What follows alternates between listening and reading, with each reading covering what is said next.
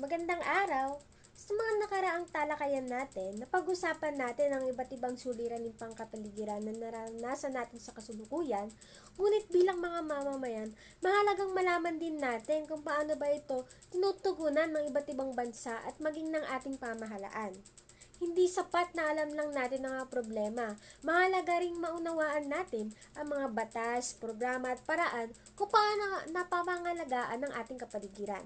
Kaya ngayong araw, pag-uusapan natin ang iba't ibang pagtugon sa hamong pangkapaligiran at kung paano tayo maaaring maging bahagi ng mga solusyong ito. Bilang gabay sa ating talakayan, narito ang mga layunin ng ating aralin. Sa pagtatapos ng aralin, kayo ay inaasahang una, matukay at masuri ang mga batas, programa at iba't ibang paraan ng pagtugon sa mga hamong pangkapaligiran. Ikalawa, may papakita ninyo ang pagpapahalaga, pakikilaho sa pangangalaga ng kapaligiran bilang mga responsableng mamamayan. At ikatlo, makakalikha kayo ng isang maikling presentasyon o maikling digital video na nagpapakita ng angkop na pagtugon sa mga hamong pangkapaligiran gamit ang mga umiiral na batas at programa na ating tatalakayin. Sa madaling sabi, hindi lamang tayo magiging aware sa mga suliranin, kundi matututuhan din natin kung paano tayo makakatulong sa pangangalaga at pagprotekta sa ating kapaligiran. Ayan, para naman sa pagbabalik tanaw ng mga pagtugon sa mga hamong pangkapaligiran. Makikita natin yung tatlong picture dyan, which is waste segregation, cleanup drive, at tree planting. So, sa waste segregation, ito yung mga paraan ng pagtugon sa suliraning pangkapaligiran, which is yung paghiwalay ng nabubulok, di nabubulok, at recyclable na basura. Sa totoong buhay, malaga ito upang mabawasan yung mga basura at maiwasan ang pagbaha dahil sa mga baradong kanal. Next naman, yung cleanup drive. Ito yung sama-samang paglilinis sa isang komunidad, paaralan, ilog o kalsada. Halimbawa nga nito yung community cleanup activities na ginagawa pagtapos ng bagyo upang mapanatili nating malinis ang ating paligid or kapaligiran. Next naman ay ang tree planting. Isa din itong mahalagang paraan, which is yung pagtatanim ng puno na nakakatulong upang mabawasan ang polusyon, pagbaha at pag-init ng klima. Bukod dito, nagbibigay rin ito ng sariwang hangin at protection sa ating kalikasan. Ayan, para naman sa ating gabay na tanong, ang unang tanong, ano ang inyong nakikita sa larawan? So sa larawan, napakita naman natin yung iba't ibang suliraning pangkapaligiran tulad ng pagbaha, polusyon at pagkasira ng kagubatan. Makikita rin natin kung paano naapektuhan yung mga tao at komunidad dahil sa mga problemang ito o suliraning ito. Pangalawa naman, anong suliraning pangkapaligiran ang ipinapakita? So, pinakita natin dito yung maaaring pagbaha, polusyon o pagkalbo ng kagubatan depende sa sitwasyon o sa larawan. Ang mga ito rin ay ilan lamang sa mga problemang kinaharap ng ating bansa at ng buong mundo ngayon. So, next question, ano kaya ang sanhi ng problemang ito? So, kadalasan yung mga sanhi nito or mga suliraning ito, yung kapabayaan ng mga tao tulad ng maling pagtatapon ng basura, sobrang paggamit ng plastic, illegal logging at polusyon mula sa mga sasakyan at pabrika. Kasama rin dito yung kakulungan sa pagdisiplina at hindi pagsunod sa batas ng pangkalikasan. Next, ano ang maaaring epekto nito sa tao at komunidad?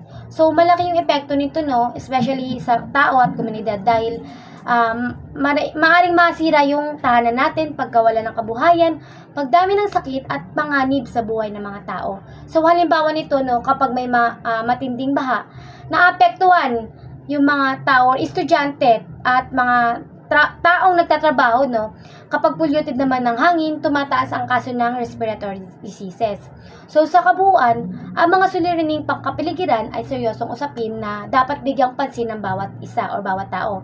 Hindi lamang gobyerno ang may responsibilidad sa pangangalaga ng kalikasan, kundi tayong lahat bilang mamamayan. Sa simpleng paraan tulad ng tamang pagtatapon ng basura, pagtitipid ng tubig at kuryente, at pagtatanim ng puno, makakatulong tayo sa pagprotekta sa ating kapaligiran. Ngayon, uunawain natin kung anong tinatawag na pagtugon sa hamong pangkapaligiran. Ang mga hamong pangkapaligiran ay tumutukoy sa mga suliraning nakakaapekto sa kalikasan at pamumuhay ng tao. Dahil dito, nagkakaroon ng iba't ibang batas, programa, proyekto, paraan upang mabawasan at matugunan ang mga epekto ng mga suliraning ito. Layunin ng mga pagtugong ito na maprotektahan ang kalikasan at masiguro na mas ligtas at maayos ang kinabukasan para sa susunod na henerasyon. Para sa pandaigdigang tugon, isa ang United Nations Program and the 2030 Agenda sa mga pandaigdigang pagtugon sa hamong pangkapaligiran. Ito ay isang pandaigdigang plano ng mga bansang kasapi sa United Nations upang magsama-samang tugunan ang iba't ibang suliranin sa mundo na may kaugnayan sa kapaligiran at pamumuhay ng mga tao. At kung iniisip ninyo kung kasali ba ang Pilipinas dito, hindi kayo nagkakamali kasi kabilang din ang Pilipinas sa mga bansang nakikiisa sa mga programang ito. Kaya may mga iba't ibang batas, proyekto at hakbang din na pinapatupad dito sa bansa upang makatulong sa pangangalaga ng kapaligiran at pagtugon sa mga hamong pangkapaligiran. Important na malaman din kung ang ginagawa action mundo para masolusyonan ito. Ito yung tinatawag nating 17 Sustainable Development Goals or yung SDGs. Ito ay binubuo ng United Nations at layunin makamit pagsabot ng taong 2030. Hindi ito para sa ating bansa, kundi para sa lahat sa ngayon pagtuunan natin yung mga SDG na nagdadirect na nakafocus sa ating kapaligiran. Una dyan is yung SDG number 6 or yung clean water and sanitation. Yung layunin nito ay masiguro na lahat ay may access sa malinis na tubig at maayos na palikuran. Sa bansa dito sa problema na water pollution sa mga ilog at kakulangan ng malinis na tubig sa ibang probinsya. Tama dito yung pagproyekta sa mga watershed at biodiversity sa mga ilog at lawa. Yung SDG 11 or yung Sustainable Cities and Communities. Nakatuon nito sa paggawa ng likas, maayos at sustainable na mga lungsod. Kabilang dito yung maayos na pamamahala ng basura, pagbawas ng polusyon at paghahanda sa kalamidad. Halimbawa nito sa Manila ay yung pagtatayo ng mas maraming parks, bike at flood control projects. Ikatlo, yung SDG number 12, responsible sa production. Ito ay para sa atin lahat. Layunin nitong hikayatin ang wastong paggamit ng likas na yaman at pagbawas ng sobra basura. Itinatagoy nito yung recycling, reuse at dapat tayong maging sustainable production. Ibig sabihin, dapat tayong bumili lang ng kailangan at yung mga kumpanya ay dapat gumagamit ng eco-friendly na packaging. Ikaapat naman is yung SDG number 13, Climate Action. Ito yung direktang tugon sa climate change. Nakatuon ito sa agarang pagkilos laban sa climate change at mga epekto nito tulad ng matinding init, bagyo at taas ng sea level. Hinikayat tayo nito yung mga bansa na magpatupad ng mga programang makakabawas sa greenhouse gas emissions tulad ng gamit ng renewable energy. Lastly, SDG 14 or Life Below Water. Layunin nitong pangalagaan ang karagatan at yamang tubig at pagkasira ng coral reefs. Mahalaga ito para sa Pilipinas dahil isa ito sa mga pinakamahalagang coastline sa mundo at marami sa atin ang maasa sa pangingisda. Number 6, SDG 15 or yung Life on Land. Nakatuon ito sa pangangalaga ng kagubatan, kabundukan, wildlife at biodiversity. Layunin itong maiwasan yung deforestation, desertification at pagkawalan ng mga endangered species tulad ng Philippine eagle at tamaraw. Sa madaling salita, yung SDGs ay parang global checklist para mailigtas yung planeta. Hindi lang ang gobyerno yung kikilos dito dahil kailangan din ng tulong nating mga estudyante, pamilya at komunidad. Ang maliit na akula ng pagtitipid tubig at cycle ay ambag sa ating SDGs.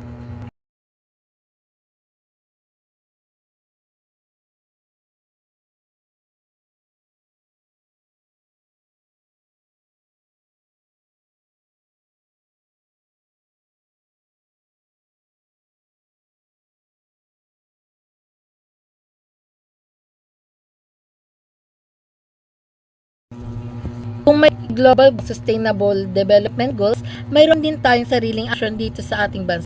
Yung tinawag ang baguhan sa hamong kapaligiran. Ngayon tatalakay natin kung ano yung ginagawa ng ating pamahalaan tugon ng pollution, climate change at pagkasira ng likas naman. Yung pambansang tugon ay tumutukoy sa mga batas, programa at proyekto na ipinapatupad ng gobyerno sa ating bansa. Ang pangunahing layunin nito ay solusyonan yung mga malalaking suliranin natin sa kapaligiran. Hindi ito basta paglilinis lang ng kalsada. Sama dito yung paggawa ng mga batas na nagbabawas sa illegal logging, pagkontrol sa mga at nagpoprotekta din sa mga watershed. Kasama rin dito yung mga program tulad ng National Greening Program kung saan milyong-milyong puno ang tinatanim sa buong bansa. Sa pamamagitan ng mga batas at programang ito, natutulungan ang mga bansa na magkaroon ng maayos na pamamahala at pangalaga sa kapaligiran. Yung goal nito is hindi lang para sa atin ngayon, kundi para masiguro na mas malinis na hangin, tubig at kagubatan na rin ang sa susunod na mga henerasyon. Halimbawa nito is yung RA 9003 o Ecological Solid Waste Management Act para sa basura. And yung RA 9275 o Clean Water Act para sa mga ilog dagat. And yung RA 8749 o Clean Air Act para sa solusyon sa hangin. Yung pansang tugon ay patunay na sineseryoso ng Pilipinas yung issue ng kalikasan. Pero hindi magtatagumpay ang mga batas na ito kung walang kooperasyon mula sa ating mga mamamayan.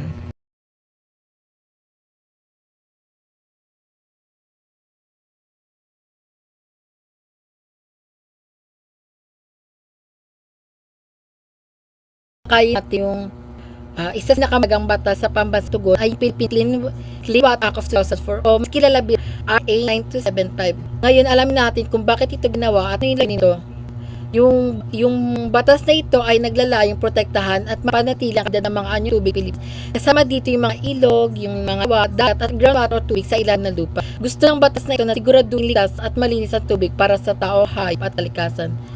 Bakit nabuo yung batas na ito? Nabuo yung 975 dahil sa paglala ng polusyon sa tubig. Ito yung mga apat na pangunahing dahilan. Number 1, yung pagtatapon ng basura. Number naman is yung chemical mula sa pabrika. Number 3 is yung maruming tubig mula sa kabahayan. Number 4, yung oil spill at pagmimina. Yung layunin lang ng batas ito is yung inaatasan ng batas yung mga industriya at establishes mo na magkaroon ng tamang watershed or yung wastewater treatment bago magtapon ng tubig sa mga ilog at dagat.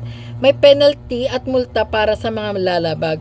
Para naman sa mga bahay, hinihikayat yung pagkakaroon ng maayos na septic tank at connection sa sewerage system. Dahil sa RA 9275, unti-unting lumilinis yung mga ilog tulad ng ilog Pasig, pero ongoing pa rin yung laban. Kailangan pa rin natin ng disiplina para hindi magtapon na basura at langis yung mga kanal.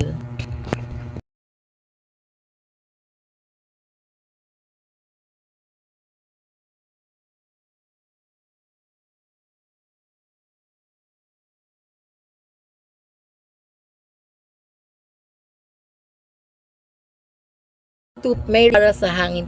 Ito yung Philippine Clean Air Act of 1999 o RA 8749. Ngayon pag-usapan natin kung paano pinoprotektahan ng batas na ito ang hangin na nilalanghap natin araw-araw.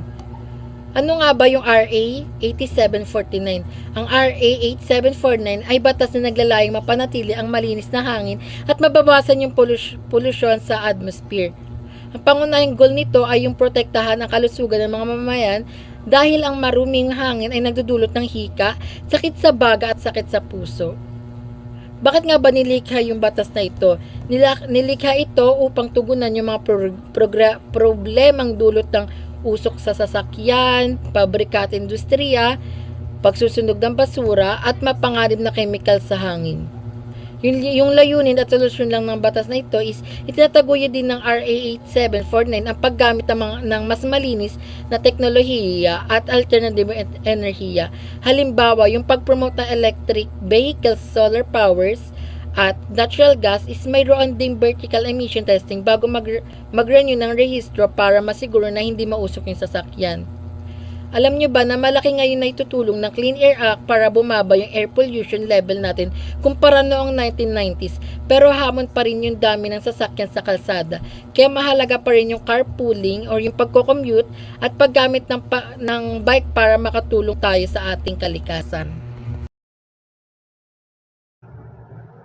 Ayan, ngayon naman pag-uusapan natin ang Ecological Solid Waste Management Act of 2000 or RA 9003. So, ito yung batas na ginawa upang mapangalagaan at upang magkaroon ng maayos at wastong pamamahala ng mga basura sa bansa. Layunin nitong mabawasan yung mga lumalalang problema sa solid waste o mga basurang galing sa tahanan, paaralan at iba't iba pang establishment. Itinataguyod ng batas na ito ang segregation, recycling and reuse, composting at tamang pagtatapon ng basura. So halimbawa, hinikayat ang mga tao na paghiwalayin ang nabubulok at di nabubulok na basura upang mas madaling ma-recycle at maproseso ang mga ito.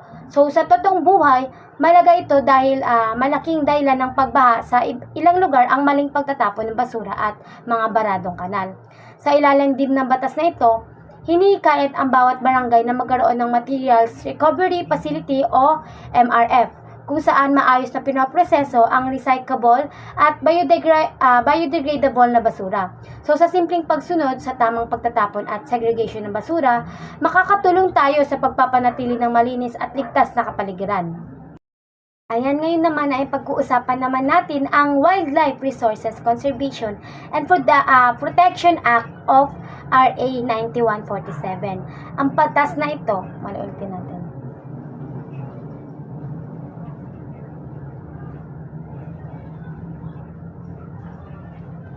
Ayan, ngayon naman ay pag-uusapan natin na ang Wildlife Resources Conservation at Protection Act. Tanga ka ba?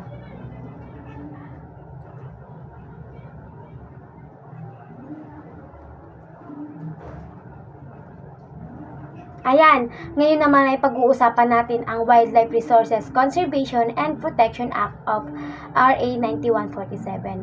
Ang batas na ito ay ginawa upang protektahan at pangalagaan ang mga wildlife resources ng bansa tulad ng mga hayop at halaman na nanganganib na mawala o maubos. Ipinagbabawal sa batas na ito yung illegal na paghuli ng mga hayop, pagbebenta ng mga endangered species at pagsira sa natural habitat ng mga wildlife. Halimbawa nito ay ang illegal na pagbebenta ng mga ibon, pawikan at iba pang endangered animals online o sa black market. So malaga yung batas na ito dahil nakakatulong ito upang mapanatili ang balanse ng ecosystem at maiwasan ang tuluyang pagkawala ng mga iba't ibang uri ng hayop at halaman sa Pilipinas. Na kapag nawala ang mga hayop at halaman, naapektuhan din ang kalikasan at maging buhay ng mga tao. At bilang mamamayan, mahalagang makiisa tayo sa pangangalaga ng wildlife at i-report ang mga illegal na gawaing laban sa kalikasan. Ngayong tapos na nating suriin ang iba't ibang suliraning pangkapaligiran ng daigdig, from pollution hanggang sa climate change, dumako naman tayo ngayon sa pinakamahalagang tanong, no? So, yung question is, ano ang maaari nating gawin para matugunan yung mga hamong nabanggit, no?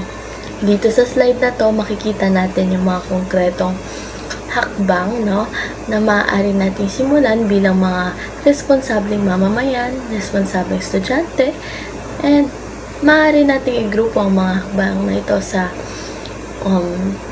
tatlong aspects, no. Sa dami niyan, pwede natin siyang i-group into 3 aspects, no. First, ang wastong pamamahala sa ating mga basura araw-araw.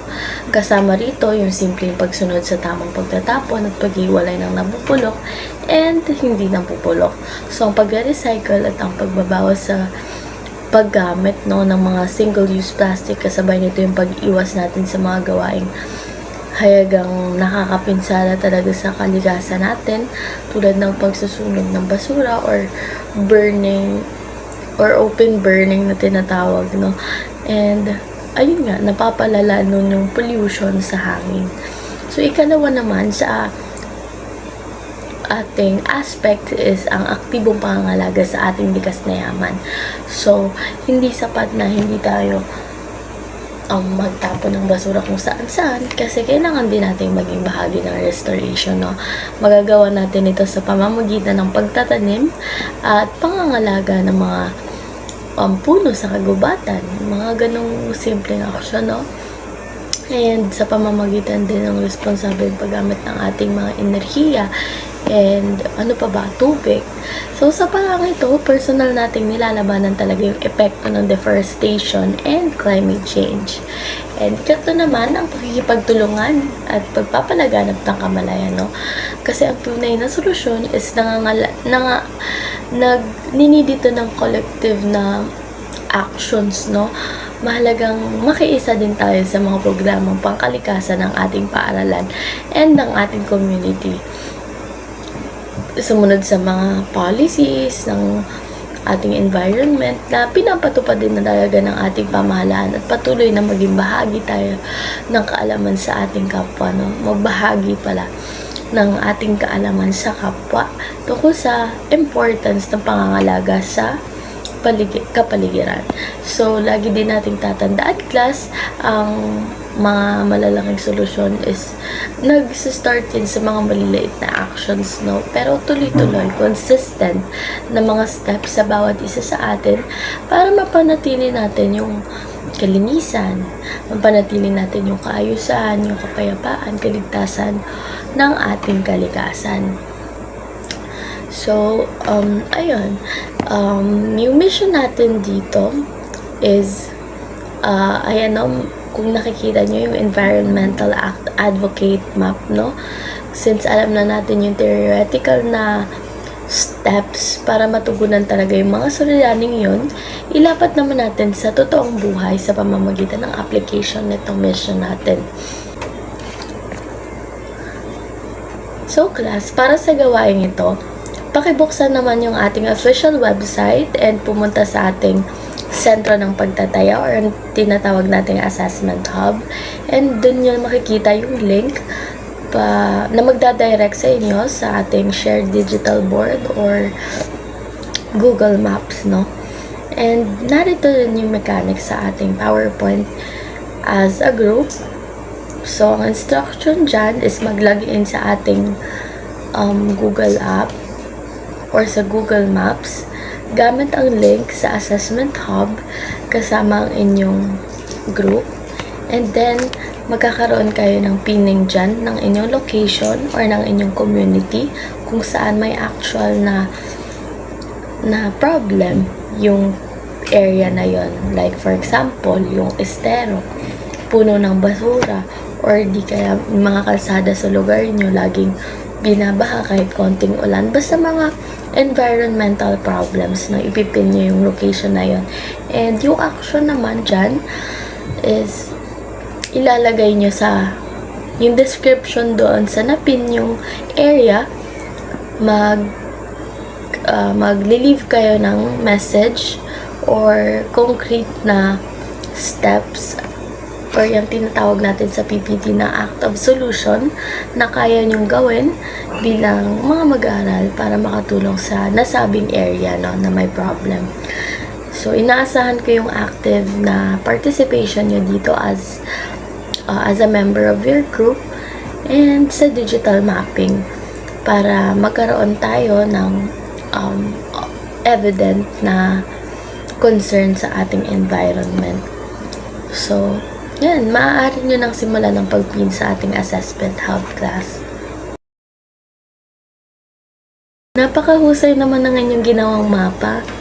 Ngayon naman, para sa pagbubuod ng ating naging aralin, susuriin natin itong interactive screen sa slide na to na pinamagatang Digital Cause and Effect Chain. So, sama-sama nating pagdudugtungin yung kadena. Sa kaliwang bahagi, makikita natin ang maling gawain ng tao, the cause, like deforestation, pollution, overfishing, and uncontrolled mining. And kapag pinagdudugtong natin yan, dumediretso ito sa kanang bahagi, no, or the right side. Ang kakulangan, ang kaukulang epekto sa kalikasan at sangkatauhan, no, the effect, tulad ng global warming. No pa ba makikita natin dyan? Extreme weather, loss of biodiversity, and resource scarcity. And class, kitang-kita sa chain na ito na ang lahat ng maling choices ng tao is bumabalik din sa atin bilang mas malala pa, no, nagiging triple yung pinsala niya. Kaya bilang paglalahat, nais kong iwanan kayo ng tanong na ito, no? And nasa sa inyo na yung answer, no? Kung nasa sa inyo na kung paano niyo ito sasagutin. And the question is, kung ang tao ang pangunahing sanhi ng pagkasira ng ating kapaligiran, paano naman tayo magiging pangunahing susi sa restoration, or paano naman manunumbalik yung ganda nito? So, laging tatandaan na ang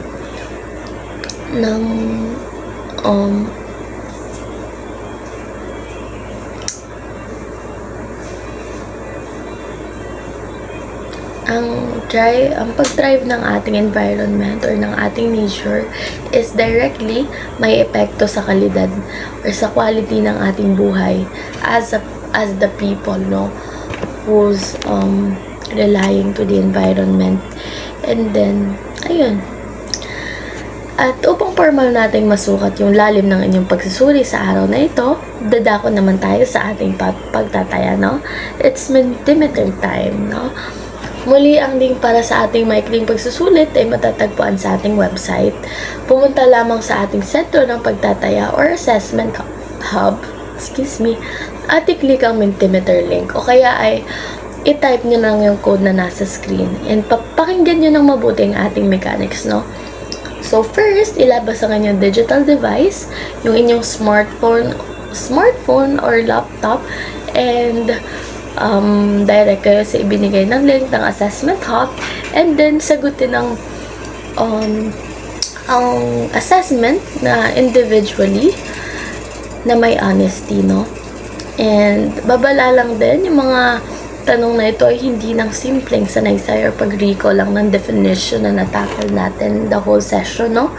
Kailangan din nating suriin ng mabuti ang bawat scenario para matukoy din natin kung anong particular na principle yung ng pangangalaga ng kalikasan ang nilabag sa bawat situation na binigay nyo, no?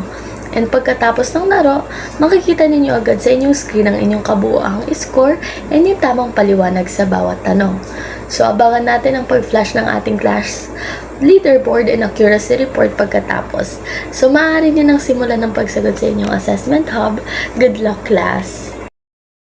At para sa inyong takdang aralin, gagawa kayo ng isang maikling digital video kung saan pinapakita ninyo kung paano naaangkop ang mga batas pangkapaligiran sa mga totoong sitwasyon. So, pipili kayo ng isang issue at ipapakita kung paano ito natutugunan sa tulong ng tamang batas na ating tinalakay. Siguraduhin malinaw, organisado at madaling maunawaan ng inyong video presentation at gawing gabay ang pamantayan sa pagmamarka sa inyong paggawa ng output. Bilang pagtatapos ng ating aralin, mahalagang tandaan na ang pangangalaga sa ating kapaligiran ay hindi lamang responsibilidad ng pamahalaan, kundi responsibilidad din ng bawat isa sa ating miyembro ng ating lipunan. Sa simpleng paraan, maaari tayong maging bahagi ng mga solusyon upang makatulong sa pagprotekta ng ating kalikasan. Inaasahan namin na may naunawaan ninyo kung gaano kahalaga ang mga batas at programang ipinatupad upang matugunan ang mga hamong pangkapaligiran na ating kinakaharap sa kasalukuyan. Para naman sa inyong mga aktibidad at pagtataya, maaari ninyong bisitahin ang sentro ng pagtataya upang makita at masundan ng maayos ang mga gawain sa araling ito. Mangyari lamang na basahin ang mga panuto para sa inyong gabay. Kami ay lubos na nagpapasalamat sa inyong pakikinig. Magkikita tayo sa susunod na aralin. Paalam!